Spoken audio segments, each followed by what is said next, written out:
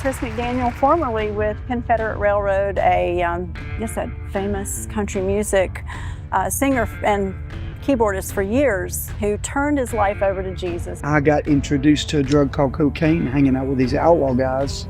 Once I started playing with David Allen Coe, I got introduced to the Outlaws, and I had a lot of drugs, and I would pick up a couple kilos, and I would sell them on a small-time basis. He took a broken drug addict and put me back together for his glory. And I have never, ever, ever been the same. I made tons of money, and I was spending 70 grand a year at $400 an ounce.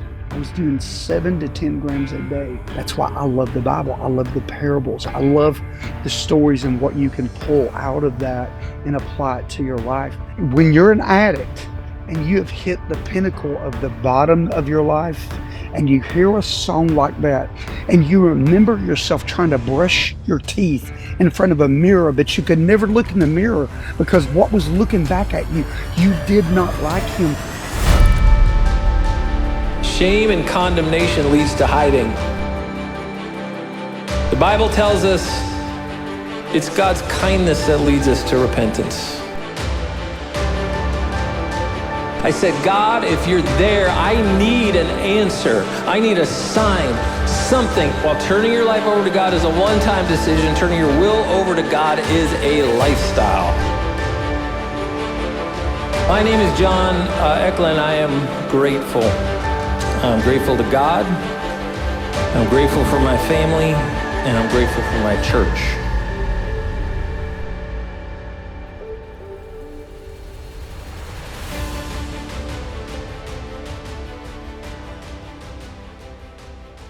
Well, hey, everybody. Welcome to Living on Incline, sponsored by Recovery Live and hosted by, me, John Eklund, licensed clinical social worker, ordained pastor, and founder of Recovery Alive.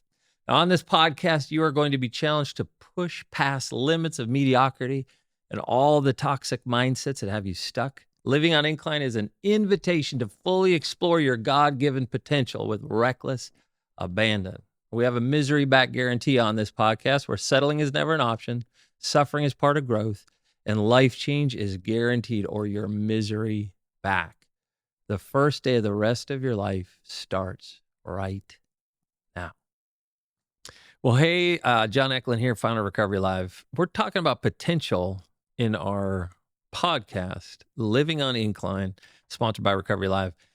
And we've got Chris McDaniel here with us. And Chris, man, thank you, my friend, for joining me. And you're in Delaware, the giant state of Delaware. What are you doing up there, man? What are you doing in Delaware? Man, I did a tent crusade up here the year of COVID, when it kicked off in 2020. And I'd never done a crusade with people masked before, but we had about 2,000 people a night and had an incredible harvest and just made really good friends up here, even though I am a Georgia Knight who talks country as cornbread. But yeah, you do. I've been coming back up here, and the churches up here, I've never seen anything like it. They're very united. Even different denominations work together up here. And when I saw that, it just gave me a great love for their heart for the kingdom. Yeah. And I've been coming up here ever since. Chris, you are so full of energy. We talked about it this morning. We had a process group this morning where you and myself and some other fellows who are in ministry get together and have conversations about pretty important things. And we're just talking about how life is so much about balance. What you've been learning about that. And just so people, I'm going to introduce you. People don't necessarily know who you are. Chris is a guy who's out there telling the world about God because he has been saved by Jesus Christ out of, I don't want to tell your story, but out of drug addiction, and started out in a little band. I was on Spotify, all right? I didn't know this. I'm not really a country music guy. So I'm on Spotify. I'm like, all right, how many, like, what is it called? Listens or whatever on Solomon? Is it listens? What is it? Listens? listens, something like that. Yeah, so many listens or clicks on Spotify is the top song that Chris was of the band that he was in, and it was 43 million listens on Spotify. But tell us a little bit. Give us just a little background of the band that you were in, and how did being in that band treat you?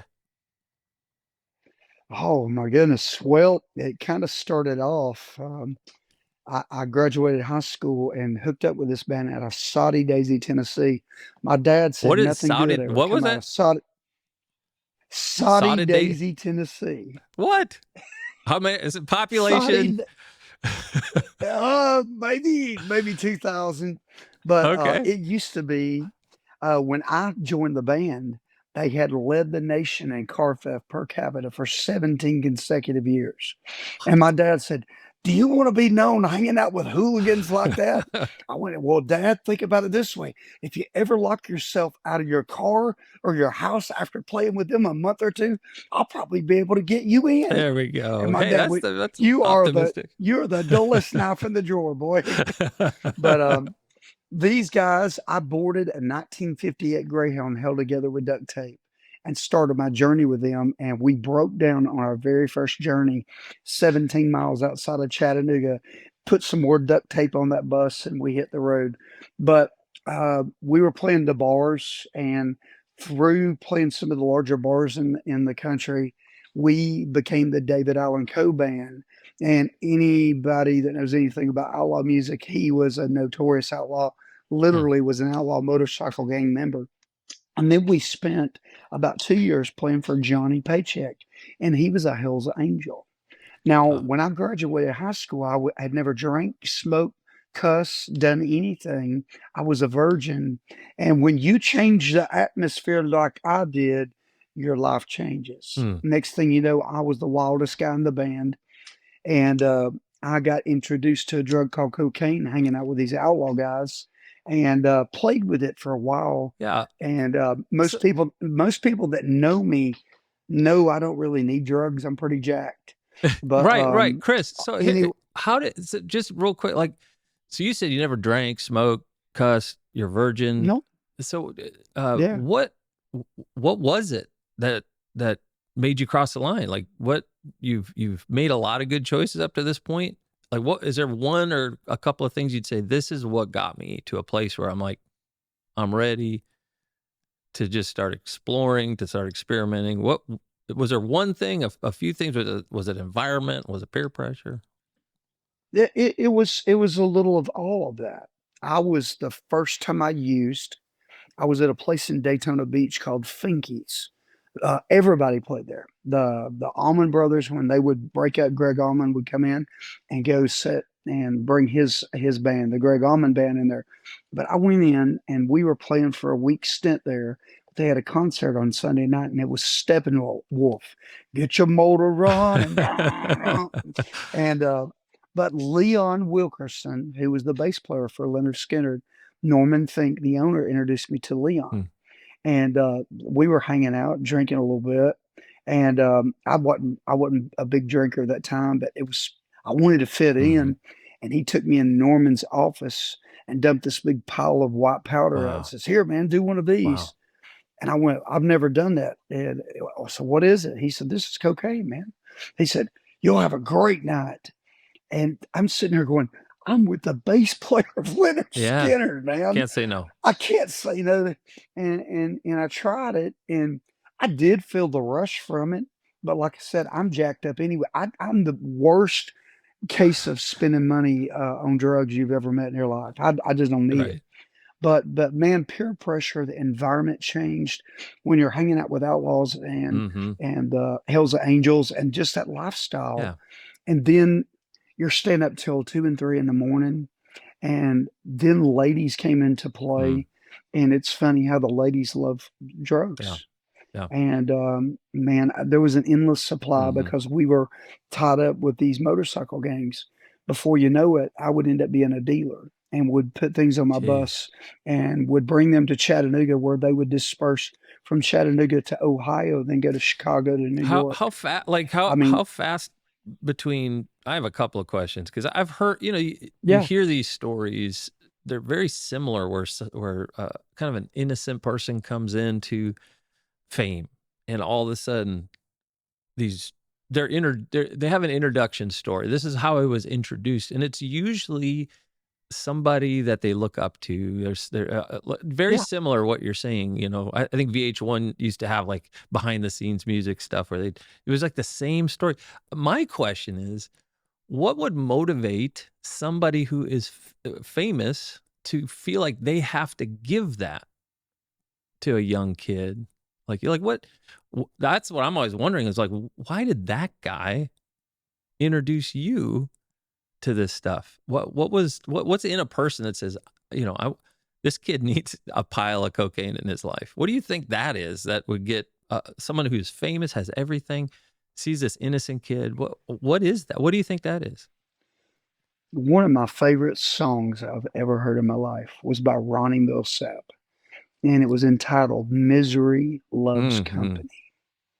And it don't Yeah. matter if you're on top of the Wow. world and you have all the money in the world and all the fame, all the fortune, all the women, Yeah. all the toys.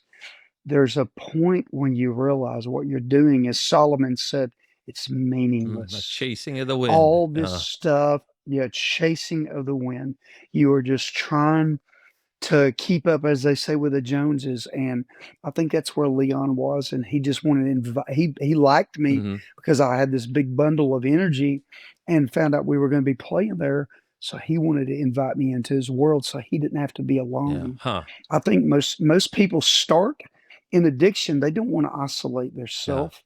It's when the fear and the grip of shame and everything else will make you isolate. My drug using was always in a party context until I became truly addicted. Yeah.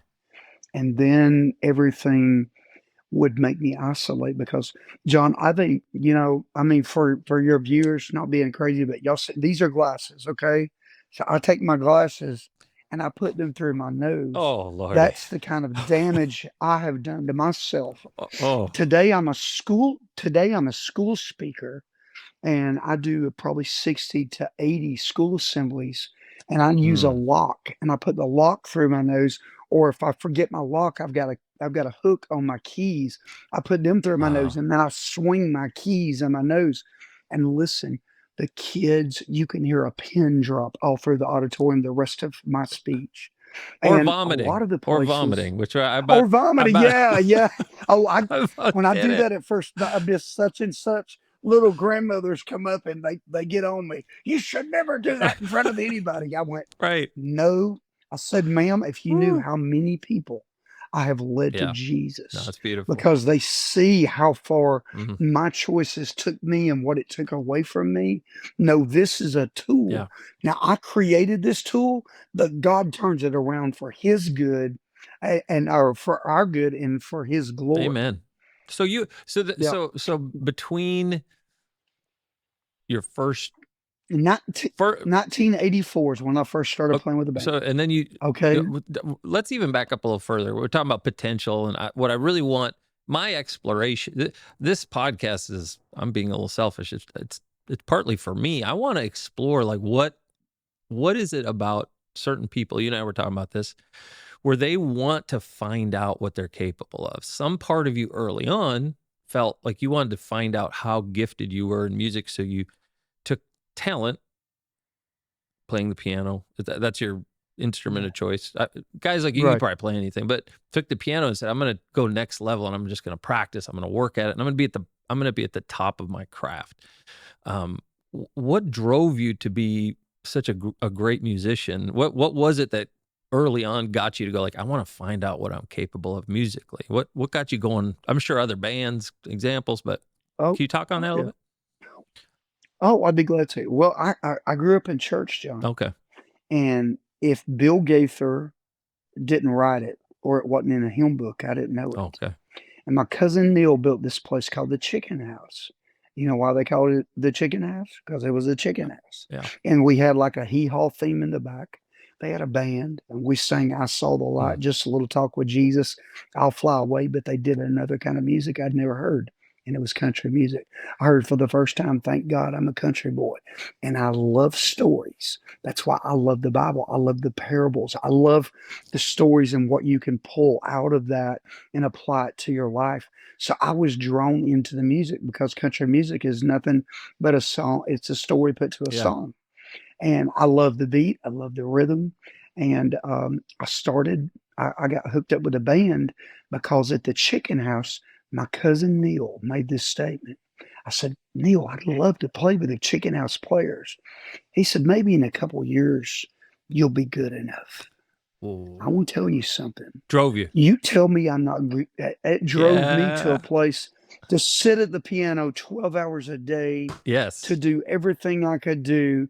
And what I did, Yeah. the first person that I gave a gold record to wasn't myself, wasn't my mother, wasn't my father, but it was Neil Wow. McDaniel. That's cool. I wanted to let him know that I was good enough. How much did that Because ring? That phrase must have just rung through your head. In a couple of years, you might be good enough. Like, yeah, it stayed through my head. But see, I've heard that same voice before.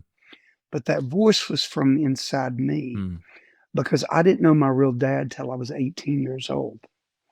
I saw the beauty of being adopted by Jim McDaniel, where he filled in a blank place in my birth certificate. But John, he filled in an empty place in my life.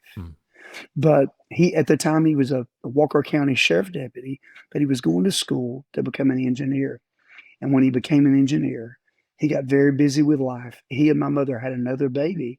And when a baby's in the house, sometimes that other kid seems left out. I didn't realize my need for affirmation and acceptance until later in life, until I really started in recovery. I didn't know what it was I was missing until recovery taught me that I had a father wound, that I'm just that kid that needed the support. I've heard it said this way, 100 kisses from your mom. There's nothing better on this earth. But to a young man, every young man is looking for one that boy from his dad. And I had it for quite a while in my life. But when Scott was born, he changed careers. I lost my dad. He didn't come to my ball games. I was a 3-time All-North Georgia football player. He didn't come to my football games because he was always busy. And dude, I was taking people down. I led the state of Georgia in tackles in my junior year. And I weighed 182 pounds, soaking wet at 5'8". But dude, I have this intense I didn't give up. I didn't just excel in music, but I excelled in anything because of those words that were inside of me. Chasing something. When you get good enough, when you get good. And I was like, I'm going to show the world I'm good enough to do anything I want. That can be huge in chasing potential, but it has a danger to it as well. It sure does. And yes. I don't think it's too much of a leap to say that that's a little bit. You're sitting in front of a guy, pile of cocaine. That's part of the story, isn't it? You're chasing something. I want approval. I want my father's love, all that kind of stuff. We don't have to, people call that's a little bit of psychobabble. It doesn't always go back to your childhood, but it sure did shape you. It sure did shape you. It did. And sure did. So from the point that you started using to the point that you're selling drugs, like, what's the span of time there? Did it happen pretty fast? I joined the band pretty quick on a small scale. So I started with the band July 4th of 1984. And we played a place, Lake Tansy up in Crossville, Tennessee. And then our first road gig is when we were going to Sanford, Florida. Little did I know, I'm a big connect the dots guy. But I'm playing in Sanford for years at this place called The Barn. And that was the first place. My first week there, I observed. I watched my guys and how they acted.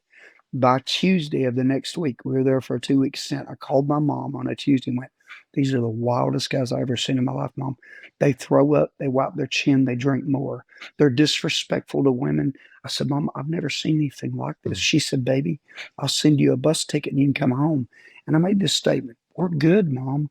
Well, I think we could do something. Well, it would just be a few weeks I would have that first interaction with a girl.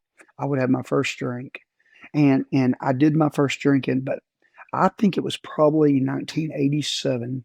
It's 86 or 87 when I was with Leon. I don't remember the year that the Steppenwolf concert was, but that's the first time I used. And then I met a friend in Atlanta, and he was a small time dealer. And we were known for playing at this place called Miss Kitty's, where Travis Tritt, uh, uh, Diamond Rio, which was the Tennessee River Boys, John Mm. Barry, and, Billy Cyrus played there one week. They got fired after 2 days because they said he wasn't good enough. But they had really good No bands comment. there. But we, well, I love Billy was an on. He was a good Yeah. man to me. So, but anyway, it was a famous bar, and a lot of people were getting record deals. But we were the biggest band that ever played there Wow. because our crowd, we were outlaws, so our crowd was heavy drinkers. We would sell alcohol 2 to 1. Well, one thing I found out about being in that bar, everybody liked doing that white powder. And a Yeah. friend of mine says, "You want to try to get rid of some of this?" And I called him an hour later and went, "Hey, you got any more of that stuff?" Mm. He went, "Why?" I said, "I got rid of everything you gave me." Mm. And he said, "When?" I said, "Oh, about the first 5 minutes of being there." And I became a small time Mm. dealer. And the cool thing, when I would be out, the bass player that plays in my Christian band today, he was my drug dealer back then. Wow. Wow. So that's a cool thing. But I did some small time dealing. Uh, but once I started playing with David Allen Coe, I got introduced to the Outlaws, and I had a lot of drugs, and I would pick up a couple kilos, and I would sell them on a small time basis. But when we got our record deal, we had our first album, had six hits, 2 number 1 songs. Went to the Grammys based on the power of "I Like My Women" a little on the trashy side. Won New Group of the Year at the Wow. ACMs. After that came out, we did our second album that was called Notorious. And little did I know that I was about to meet somebody notorious, and it was my brother Roger from my biological father. Oh. And he and my biological father came in my life. I'd met my father Wow. at the age of 18, but he didn't want to have anything to do Did you with me seek him out, or until I did he became seek you out? he sought me out when I became a star. And then Ah. he introduced me to his son, Roger. Roger owned a trucking business, was connected to the cartel. And one of the places that he was a vendor with was a pharmaceutical company that did Loratabs. And one of the guys he gave $300 or $400 to, he gave him 4 big jars of Loratabs, which had thousands of Loratabs. He turned around and sold these things and had the money for the first kilo, put it in my hand and said, "Chris, do you think you could get rid of this?" I said, "Well, I'll get back home and I'll see what I can do." And I got back home.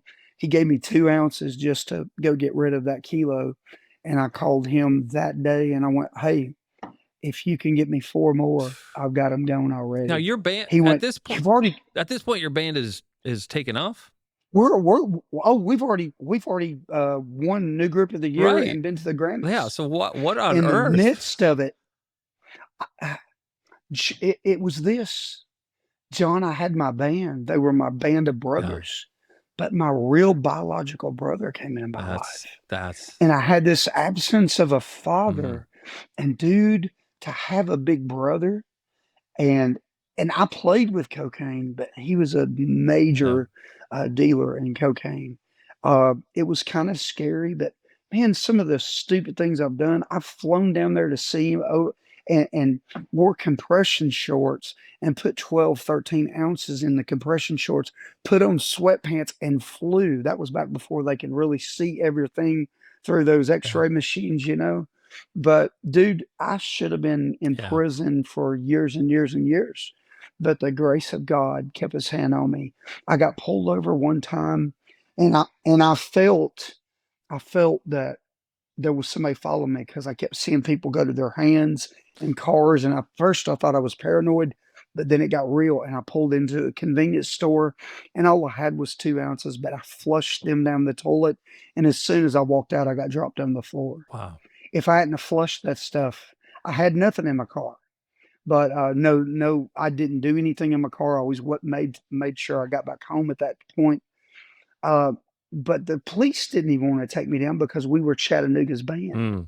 They were proud that we had done something, but so I had many people in authority sit me A down lot and of go, Chris, we a know. lot of enabling happening. Because Oh, a lot of you always enabling. Yes. an addict usually has an enabler, but you had it on a Oh, yes. epic scale.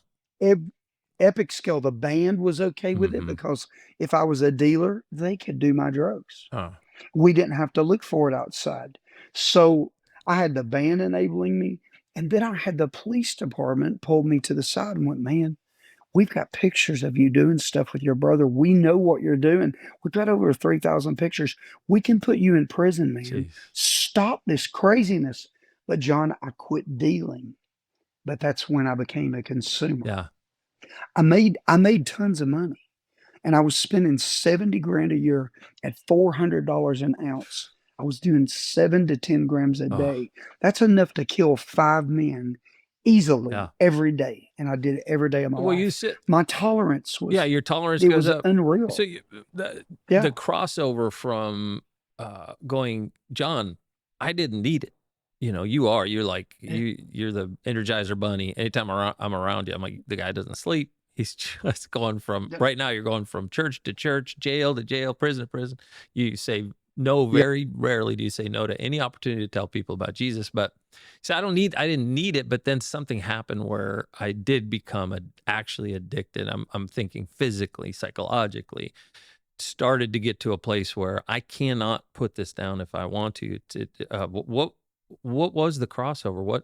What kind of came into your life that brought you to a place where you went from I'm abusing to going like I'm an addict? And when did you become aware of that? Yeah.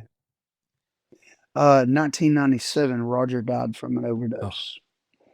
He was a vegetable for 2 months and played small college ball, Florida, not state, but Florida.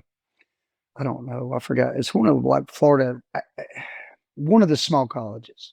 But he was 6'3". yeah. He was probably 230. And when he passed away, he was still 6'3", but he weighed about 120 Mhm. pounds. And the only thing that was alive on him was his motor functions. His eyes would twitch, brain dead completely, but his mother wouldn't take him off the machine. And I had actually quit for a little bit then. I had walked away from it. My fiance had packed away because I was out of control, and I'd already lost a couple other girls because of the same reason. And most of them didn't leave because they didn't do drugs. They just did so much drugs it scared Yeah. them that they had to run for their lives. But this one saw what I was doing, which I would choose drugs over coming home because I wouldn't be misery loves company. I want to get by myself because I've ate so much of my face away. If I did one line of coke, it would freeze me from ear to ear. I couldn't get words out. I sounded like a fool. I would drive looking out the rearview mirror of my truck, how I didn't run into 5,000 people, kill folks, I don't know. But I would drive and run out of gas and crawl 200 yards from my truck and lay in a ditch and continue to use because the grip got so deep. And it'd be 100 degrees outside. I would be getting mosquito bitten. Here's a guy that's been to the Grammy Awards at the lowest place a man could be, but it still took me 2 years to get real with where I was at. And finally, October 18th of 1999, after being up for 5 days on the binge, I had 2 ounces of cocaine in a favorite market cup. I had a pistol in my belt, an automatic Tech 9 in my right hand, pacing the floor all over my house. Every time the wind would blow and the branches in my big oak tree in the front would move and it would make a movement on my walls, I just about jump out of my skin. Because of the damage to my nose, I was blowing blood out in my big fancy garden tub in my big fancy house, and I was just crazy, is what I was. And I finally passed out from being up so long. And when I did, I woke up and I was literally matted to the floor in my own blood in my house, in my carpet. And I tried to pull my face from the ground, and the carpet was coming with me. And that's when I realized something was wrong. And I pulled it really hard, and it sounded like Velcro ripping. And back in the 80s, we had mirrored closets, and everybody wanted to be able to make sure you look good before you went out. So I got up, and I looked in that mirrored closet, and John, you know you're an addict when you look in the mirror and you don't even know who the Mm. reflection is looking back at Yeah. you. I had dried blood on my face, dark circles under my eyes. My hands and feet were white from no circulation. I weighed 175 pounds. You look at me now. I think I look like I ate a fifth grader, you know. But Yeah. man, I fell down on the floor and began to rock and reel in a fetal position and cry like a baby. Mm. I cried from a place of complete. It's time to abandon myself because I am hopeless and helpless. And back then, we didn't have cell phones. We had those phones with 300 foot of cord, so you could walk all 3 floors and never lose your Yep. connection in your house. And I got to that phone and I dialed 866-0126, and that was my mama. Mm. And we were known for the song "Jesus and Mama Will Always Love Me," even when the devil took Mm. control. And that song was a true story of my life. And my mother called my grandmother, who was she'd memorized 22 books of the Bible, and she was a phenomenal singer. Traveled with the Gaither Trio, Mm. the McCameys. So I grew up from good musical stock. But my grandmother was a prayer warrior. My mom's a businesswoman. She gets on the phone, finds my third inpatient rehab. I'd been to 4 outpatients, and this was going to be my third inpatient. And I went to Cumberland Heights in Nashville, Tennessee. And Dr. John Eklund was the guy that ran that place, and he was also a pastor. And but my mom made that call. My grandmother prayed Psalm 91 over me over and over Wow. and over, the prayer of protection. But my deal was, man, I had to go and learn how I got to this Yeah. place. And this time I didn't go because of a band, a record label, a girlfriend, a fiance. I went for me because I was sick and tired of running and trying to deny that I had an issue. That was the difference And for you. dude, You'd that been was you'd that been was to the you'd been difference. to 3 others, and you already answered the question somewhat, saying like Yeah, the reason I went was the reason I failed. The reason I was yeah, there was the reason that it didn't work. And I think that's yeah, in my world, there's always a question. And you do recovery, and you've run recovery ministries where somebody will be hitting that bottom over and over and over, and you're going like, what's it going to take? Like, what's the bottom going to be? Maybe this time, and they go off to treatment. yeah. But we say, Right. what does it take to recover? It takes whatever it takes. And when I learned one. I'm sorry. no, so for you, like, I am interested in all the reasons why this time this is the 4th time. This time something clicked, and I'm assuming we're about to hear how a light switch went on, and I'm very Oh interested yeah. in how did that happen? Like, what were the ingredients to you finally getting it? To me, finally getting one phrase that I still have on my mirror today, written with my wife's lipstick. Repetitive resistance makes weak places Mm. stronger. And John, that rocked my world.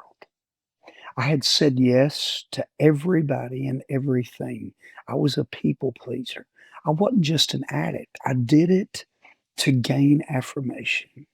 And when I realized that I was seeking that pat on the back because I didn't get a lot of it, even though my dad adopted me, what an incredible story that is. But he kind of dropped me, like I said, like Mm-hmm. Mephibosheth. And I've seen a history. That's one of my triggers. I've had a history. Even churches drop us. Yeah. And it brings back all that old stuff. So man, you really got to Yeah. recognize what goes on. But what snapped the chains for me, this rehab, because I was doing good and I'd been there over 6 months. I had the opportunity to go home on a holiday pass. And I called my mom and said, Mom, they're going to let me come home. Can you come pick me up? Here, I'm a grown man, dude. I'm 36 years old at the time. And I'm a grown man, 34, 35, 36, somewhere in there. And she said, "Well, do you want to stay with me, baby?" And I went, "Mom, I'm a grown man. If I can't make it a weekend in my house, I'm not going to make it." She said, "What are you going to do?" And I said, "I'll tell you what I'm going to do. There's been this church that has knocked on my door for 2 years. And Mom, when they used to first come, I would be rude to them. I would try to run them off. But you know what the sad thing is? I would walk around the corner, look in the mirror, because you always look. I wonder what they saw. Mm. and I would have cocaine in my Mm. mustache, Mm. on my Mm. face. You could smell the alcohol Yeah. coming out of my pores. There would be naked Hooters girls still left over from the party the night before. There was no denying I was in a mess. And because that church had the heart Mm. to continue to press in and come after me, I wanted to go after them and see what they had. I wanted to see when I got in the door, were they as real as they were on their front porch meetings? By the way, John, that's my greatest passion today as an evangelist, is meeting people on the front doors. I still do sell fences from time to time. And the only reason I do is because I get off just letting people talk and giving me just enough rope to find how I can get them into the gospel net. Mm. And when we had that tornado that hit on Easter of 2020, I led 147 people to the Lord on their front porch in 2 months. And it's because when you lose everything, your heart's ready for something. Yeah. Yeah. And so, That was one of and the I that had was been one at of the that place. ingredients that, and I don't That's know that right. we touched that because you'd gotten wealthy. I mean, that's part of the band deal, right? I mean, Yeah. there was money came in and went, but there were times when you had it all. You had everything. That's Yeah. a common part of a lot of testimonies. Like, man, I had it all and threw it all away. But that part of you that said, okay, now's the time to change. You had lost things before, Chris, right? I mean, you had lost Yeah. stuff Oh, before. well, sure. So it might be an ingredient, but I love what you're saying about the church is that you had this sense that there is a place I can go and connect to people who are doing something different than I'm doing, but will receive me. Because I think church can be an oasis, but it also is a pretty scary place to folks who aren't quite who are outlaw biker gang members and have cocaine in their mustache and smell like Right. alcohol. So that feels like a pretty Ponytail down my back, earrings in that my was a long ear. time ago. You had hair. Yes, Yes, sir. I sir. have no hair now. But so I walked in the door, John, and the Lord set me up from the floor up Uh-huh. because when I looked on the stage, they had a full band There it on the is. stage. I grew up in a church with a piano and an organ, and I was sitting there going, "This could get Yeah. interesting." And I went, "They're probably not going to be very good because they're church musicians." On the contrary, brother, they were Yeah. amazing, and they had 8 singers up front, and they were doing this worship. I've never heard worship music. I grew up on hymns, and it was singing vertically to the Lord. And man, just something snapped. I started crying. They had a choir of about 150 people. And John, they stood up and they sang this song. They were all in matching robes. I'd never seen that before. I grew up in country church.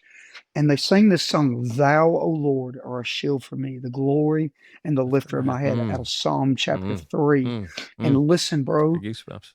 when you're an addict and you have hit the pinnacle of the bottom of your life and you hear a song like that and you remember yourself trying to brush your teeth in front of a mirror, but you could never look in the mirror because what was looking back at you, you did not like him. You could not stand the sight of that guy. So you would look into the sink intently, brushing your teeth, ashamed of the guy that was looking at you in the mirror.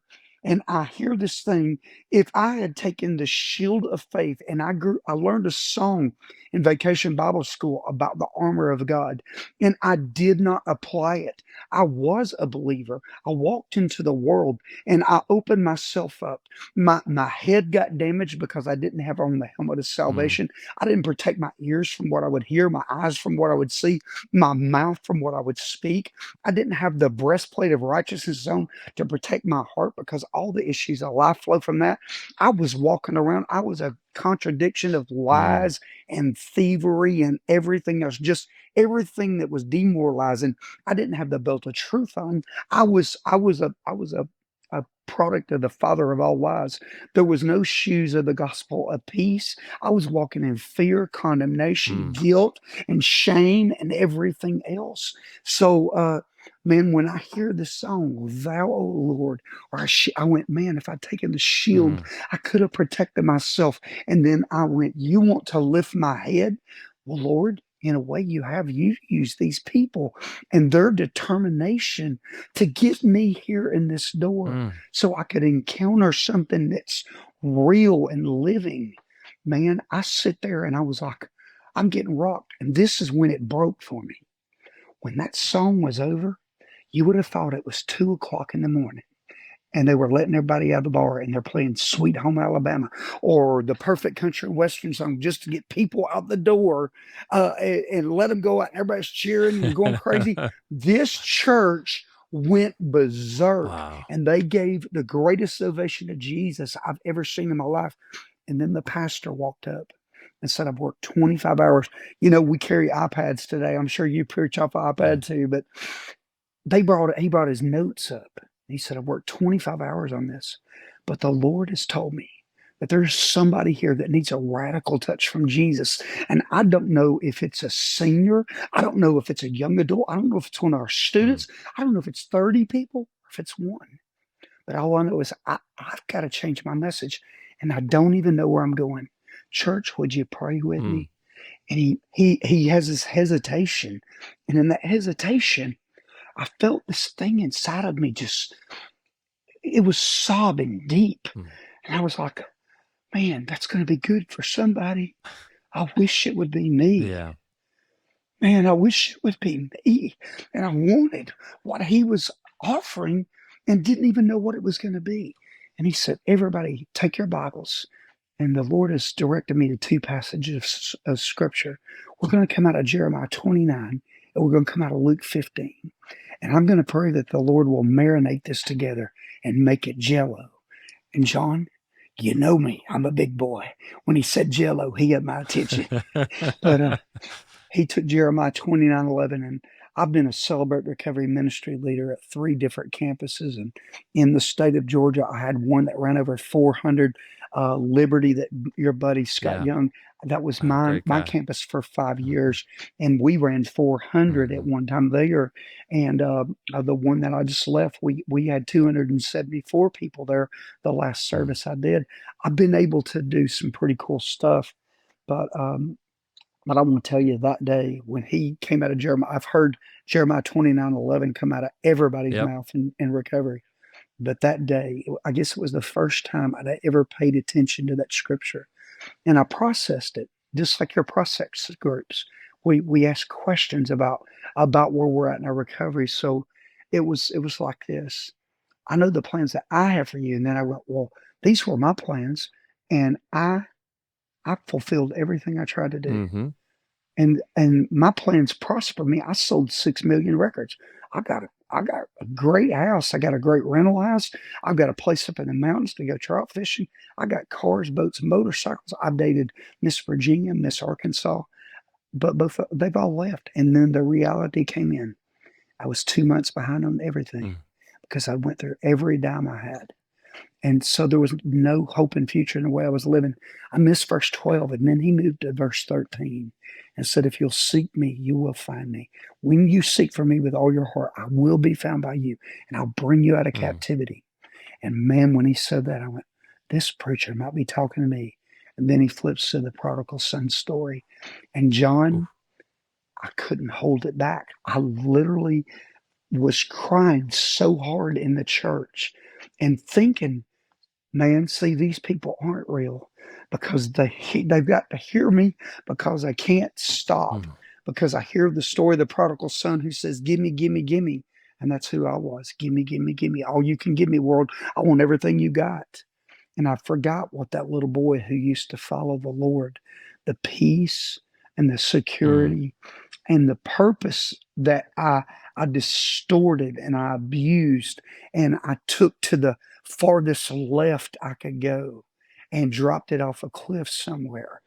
Everything that I worked for, I accomplished, but because of distorting it all, I never thought it was redeemable. But he went through the story of the prodigal son, and that story is a story of redemption. And he gets to the point, he says, I sinned against heaven, my father, and I'm no longer worthy to be called a son. Make me. And that's what recovery is about. When we can get away from that selfish part where we won't give me, I'm entitled. And we can get to that place where we're like, God, you take my life, what's left of it. If there's anything redeemable, if there's anything usable, I Yeah. give it to you. And if you'll take it and piece it back together, and I've heard it through Celebrate Recovery, we become masterpieces in the master's hand. And that's literally, he takes broken pieces and makes masterpieces. And I saw him do that. But I was in that place, and when they gave an invitation, I stood up ready to run. But I found out what spiritual warfare is. I found out why people relapse when step 4 comes and they run away from recovery. Because when I stood up, all that stuff in between my ears went down in my shoes, and I felt like I had cement boots on. And man, I couldn't find my next step. I couldn't find the purposes of God because I was stuck Yeah. in the guilt and the shame. I felt like somebody put two mountains in my feet and wrapped chains around me. And I bowed my head. And I really hated to pray, John, because there was so many times I go, God, if you just let me come down off this high, I'll never was do it that again. shame. But I'll always go back. That's shame. Yeah. Oh. That's shame. But I bowed my head and said, God, you have pursued me through these people for 2 years. They've loved me when I was rude to them. And God, that's your love. And God, you really love me that much. And you got a plan where you can give me peace and give me purpose again. God, I will give you everything I have. I'll never play piano again. I'll never sing. I just want to be free. And I want to find life, because what I'm living in the eyes of the world is the grandest life. But God, this apart from you is the worst life I've ever led. These past 16 years has been hell on earth. And God, if you'll help me from where I'm at right now, I will give you everything. And I'm telling you, John, right there, if you don't think God answers prayers, I feel a tap on my hand, and I open my eyes up, and there's this little old lady. Her name's Evelyn White from Birchwood, Tennessee. She has got the most beautiful blue eyes through little silver rimmed glasses you've ever seen in your life. And you know what I tell you, they're beautiful. They were alive. The Holy Spirit had such a touch on her life. I'd noticed her amen and the pastor on his points, the choir, the praise team more than anybody there. I didn't know it was her first Sunday back to church. Oh, wow. But honey, her first Sunday back to church after having that thing, she was walking out the back door so she wouldn't be a hindrance to her friends. But you know what? She saw a hindrance happen in my life. And she walked over to me to be the hands and feet of Jesus, tapped on my hand, said, honey, I've heard you cry for an hour and 15 minutes. Are you okay? And I went, No. Lord, no. I'm a train wreck. Right. I said, ma'am, I was a country music star. I've sold a bunch of records. I've had fame and fortune. I was engaged to the most beautiful girl in the world in Richmond, Virginia, and I broke her heart, and she's moved away. I've lost my fiance. My friends won't take my call. My family's ashamed of me. And ma'am, what's your name? She said, Evelyn White. I said, well, Evelyn White, I'm Chris McDaniel. I said, all I can say is I'm in a bad place.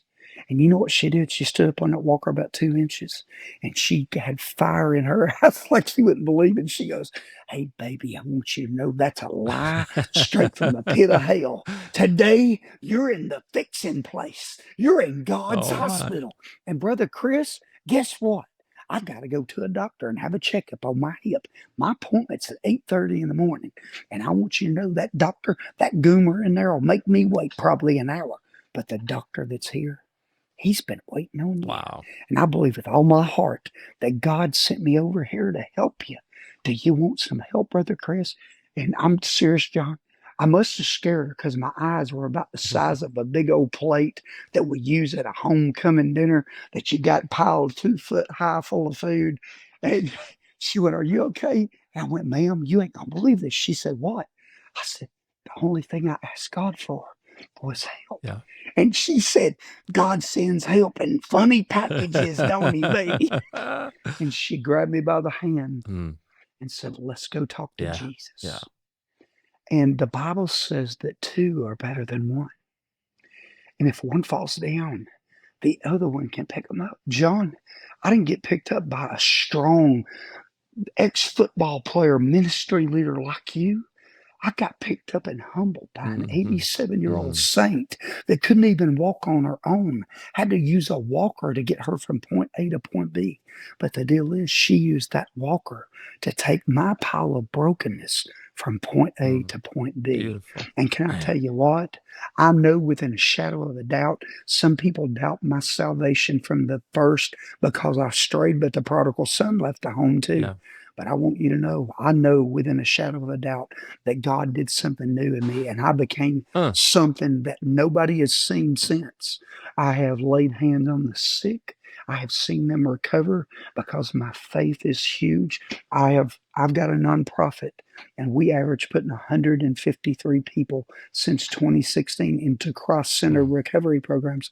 I now have 58 programs I work with, and I work with a sober living home called Friends House Ministry.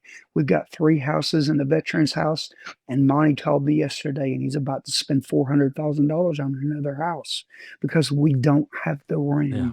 Amen. And so God, you want to talk about purpose? God took a guy that was so broken, that had a musical gift that I never thought I could use again, and he led me in the doors of that little church where Billy Joe Smith says, "Yeah, you work for the train company," and I got my bearings there. I went to Precept Ministries to learn how to really rightly divide the word. And then God opened my first door in 2003 to go share my testimony. And John, I cried through my story because I still had a great deal of shame. Even it's hard to spit that out now. I do it at a gas station every day with everybody I meet. How much because I think this is a huge part about that testimony business that we do in Recovery Live and in Celebrate Recovery and really in all recovery processes. That's step 12 work. You can't keep it unless you give it away. Right. That testimony, I think I'm just going to answer my own question. I think the testimony is how we get rid of our shame. When we get up in front of a group of people and we tell them everything that we've done, and the devil's in our ears saying, man, people are going to find out what you did, and they're going to condemn you. And you're like, I already told them, and they're pretty okay with it. In fact, it helped, it helped people get saved. I think that's a big part of eliminating that shame in the first place. Now, you said purpose. And so as we kind of wrapping up, what I want to highlight is that you always had potential. You had the potential with your energy, with your your musical talent, with your sales ability. We had a conversation about that earlier. Like I can go out and sell anything. I have the ability to talk to people in a way where I can convince them. That's a gift. That's to have that connection. So you have all this potential, and I think the world would say, based on your accolades, you fulfilled your potential, but you didn't fulfill your purpose. Right? How important is purpose to potential to go, I'm going to connect what God created me to be, because that's ultimately where our potential comes from, is that God has created us fearfully and wonderfully. We've been made. And this is my curiosity. This is what I'm interested in, is people who are like, man, I can do a lot of impressive things, but it's only when I locked into my weakness, when I looked at pain as really one of the great motivators, it may be the great motivator that there is in life to get to a place where you are able to accomplish what you never could in your wildest dreams accomplish through the power of God, the Holy Spirit inside of you. You were able to unlock people would say an incredible amount of potential. But how did purpose fulfill your true potential? As a young man, I remember standing in my great-grandmother, we called her Muzzy, that was her, and she dipped snuff, but probably one of the most godly women in the world. But I looked at her one day and said, I will be a preacher one day. She said, why do you say that? She said, I told her, I said, I just heard it in my ear Huh. that I'm going to be a preacher. And I'm still not a preacher. You I are don't even know too. what I do. You are a preacher. I If really, you're anything, you're a I, preacher. You are a but preacher. I don't feel like I am because I don't have a point. I don't have 3 points in a poem. I just try to make a point.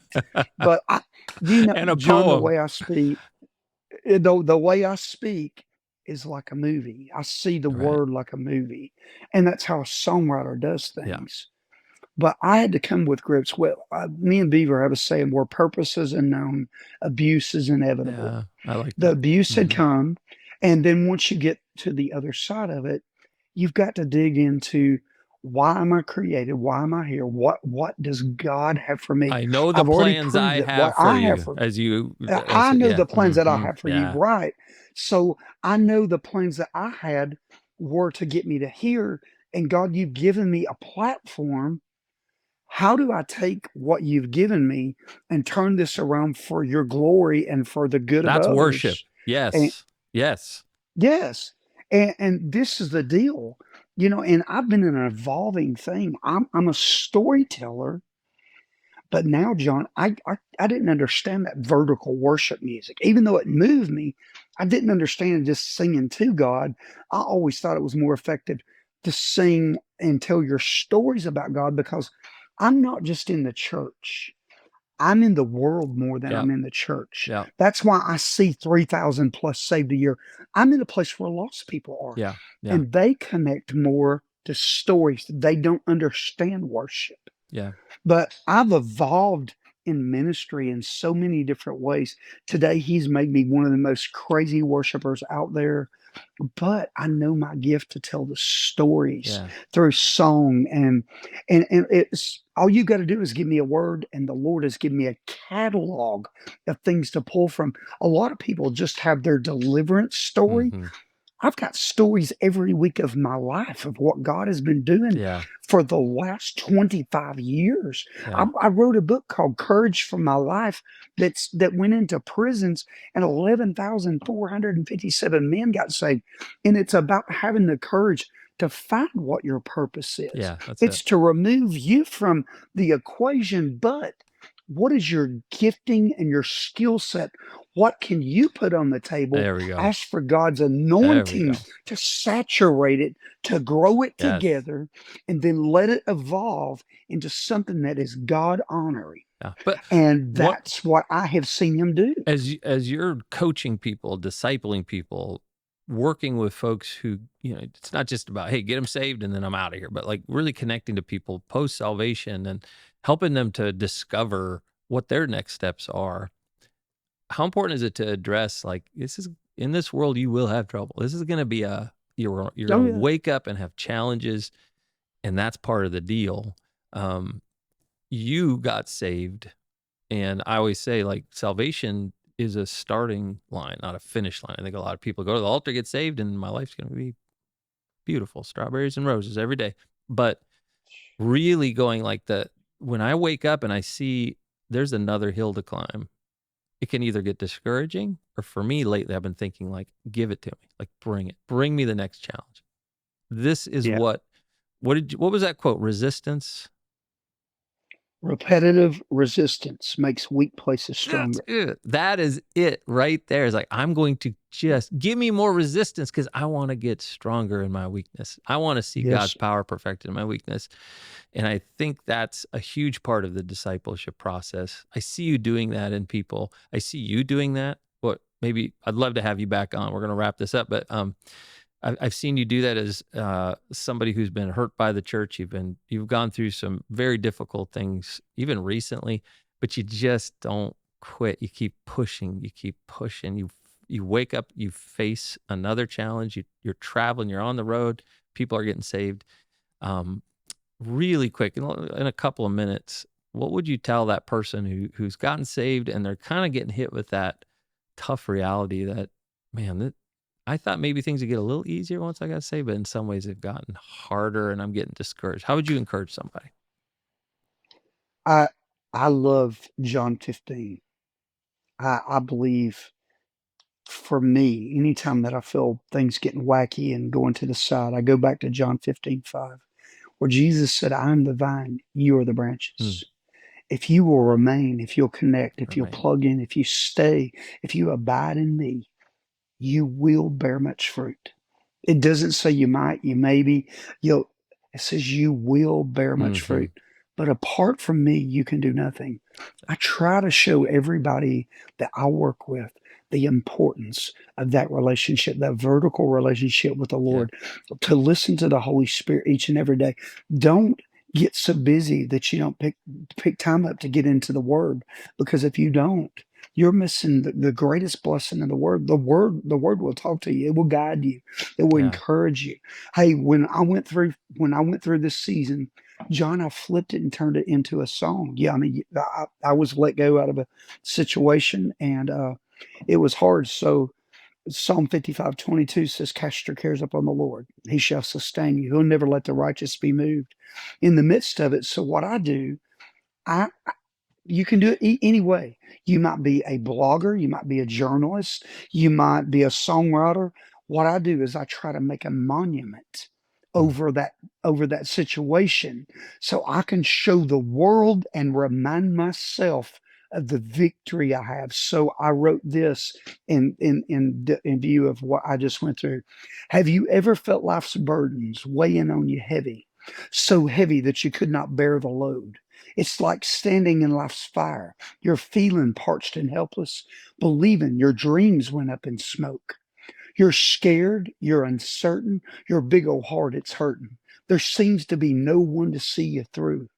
You're looking somehow to make a stand, wading waist deep in sinking sand. Then that nail-scarred hand, it reminds you of the truth.